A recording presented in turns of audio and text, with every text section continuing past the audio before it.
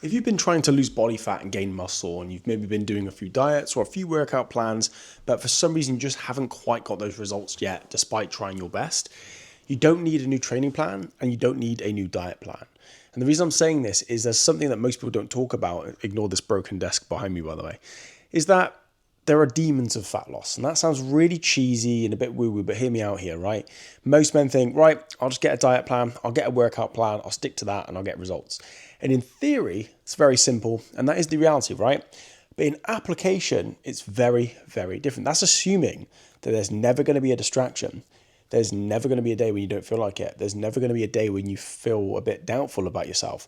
There's never going to be a day where you look in the mirror and go, oh, I don't like what I see, and you've got a bit of body dysmorphia. There's never going to be a day where your friends and family invite you out for food and drink, or your significant other wants to go out for a date night. It's just assuming that everything goes perfectly to plan, which if you've been alive longer than a few moments, you know that's not the case. Things don't always go to plan. Things never play out exactly how you intended. Things are always going to be inconvenient, and there will always be something that gets in the way. And this is when most men struggle to lose body fat. It's not the plan that they need. It's not the meal plan or if I could just figure out, is it better to do bench press or incline dumbbells?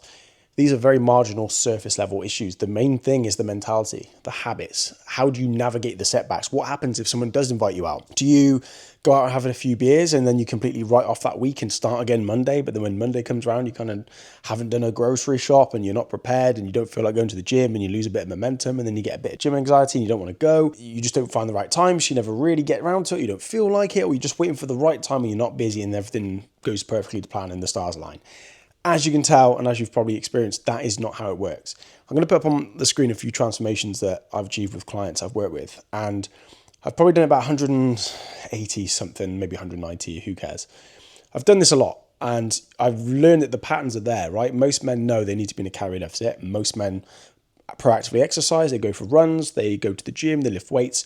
Sure, a bit of programming and specificity with what they're doing is needed to help sort of be clear on what to do to get the results. The bottom line is what got these people in shape right here wasn't just the plan. It was the structure. It was the accountability. It was the support. It was the navigation. It was the avoiding and overcoming the obstacles. You know, I'll use, say, Reese, for example. He worked with a PT for several years and didn't really get anywhere because he was just given surface level information that didn't really accommodate for his lifestyle. You know, he goes out with his friends and has some drinks. He, likes a bit of food here and there, a bit of, junk food, takeouts, whatever. And his workouts just weren't cutting it and his meal plan was too rigid to really stick to. So he kept falling off. He kept doubting the process. He kept feeling bad about it. And then he started to think that maybe he couldn't do it because it was too rigid and not flexible, wasn't specific enough for him. So we started tracking our calories. We made it simpler. We had some accountability each week by reviewing his progress, and we made sure that his program was very, very clear. So we got the result in about 12 months. Okay. Say Matt, for example, he was playing tennis. He was doing, I think, squash. Was that when you smack the ball around, or badminton? Something with a bat. I know that. Definitely tennis because he hurt his arm. But he played tennis a lot. He did a lot of running and his food was pretty healthy, but he wasn't getting anywhere. His belly was getting bigger. Why? Because every time he'd go out on the weekends, he would overdo it and didn't know what to pick up first, or he'd try and outrun a bad diet, quite literally. And it wasn't sustainable, it wasn't working. So for him, we set a nice, healthy calorie target. It was realistic and sustainable.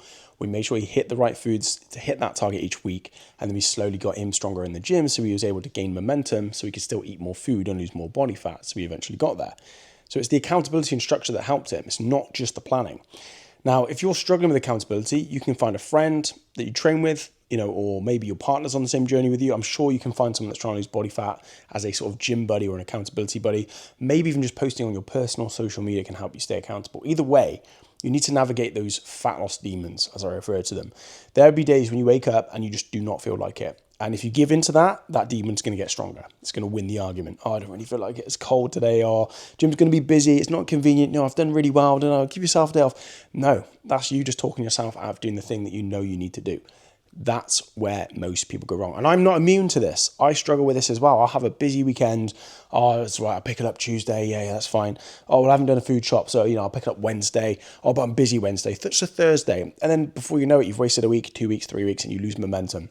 And then when you do get back on track, you look back in the past 6 weeks and realize you haven't really made much progress because there's no continuity and there's constantly things that get in the way, be it self-doubt, be it, negative habits. Maybe you meal plan, you stick to it for 4 or 5 days and then it gets so boring you go insane. Well, then that strategy isn't going to work, right? You're just reinforcing that demon that you can't do it. maybe it's not for you. Maybe it's easy for this guy, but not for you. All these things mentally is what goes into a transformation. That's where most people go wrong. That's where most people struggle. So if that's you, I highly encourage you to audit where you think you're going wrong. For me, I don't like cooking. I am busy. I get distracted very easily. So, it's very easy for me to fall off my targets and my training. So how do I work around that? I do a combination of tracking my food so I know where I'm at, which helps me stay focused and make better decisions. I prep a few meals to make the meals a little bit easier. So if I get, done with a long day of work and there's some chicken already pre-cooked in the fridge and I can chuck it with a nice tortilla and some hot sauce and it hits my calories and I'm tracking it, it's easier to make that decision. Whereas if I go to that fridge and there's nothing there, then Papa John's will be showing up because I've invited him round. You know what I mean? It's always about convenience. So for me, I'm a convenient food person. I need convenience. So I will buy tins of tuna, right? If for those emergencies when you need to neck a tin of tuna. I will cook chicken ahead of time and prep it so it's easy to chuck with different things. And then I'll have, protein shakes, protein cereals, protein slop, if you will. But things that make life a little bit easier. And that, for me, makes my diet more consistent and easier to stick to, and I gain enough momentum, and then I'll start cooking more meals and making it a little bit more healthy. You can't just jump from eating junk food to suddenly eating Ezekiel bread and rice cakes with fish on it.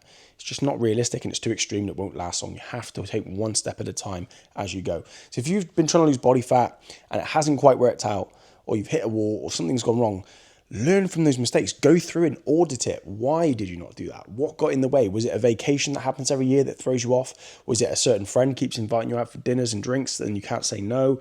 Was it, you got a bit depressed and you just ate a way to be comfortable? It's important to learn where you go wrong, what sort of fat loss demons get in the way, so you can either fix them or find a way around it, or find the solution to make it less, of a problem. And for most people, that's having the accountability and structure and guidance. That's why people like me exist. That's why I am a coach, because I've been through that. I realized I needed help. I need accountability. I need to be refocused. And I'll be honest with you, a lot of coaching is just being reassured that you're doing the right things long enough to get there. That's it. Now, if you're really struggling, I do have some free stuff in the bio. I have a free nutritional blueprint so you can work out your numbers. I highly recommend you track to gain control over your food. If you have any questions, you can drop me a message at Elite Transformation Project, and you can book a call with me one-to-one if you're interested in having my help. And other than that, I think you can watch this video here, which is probably a lot better than this one, and check out my nice broken table that arrived broken that I need to take to the skip. Has anyone got a van?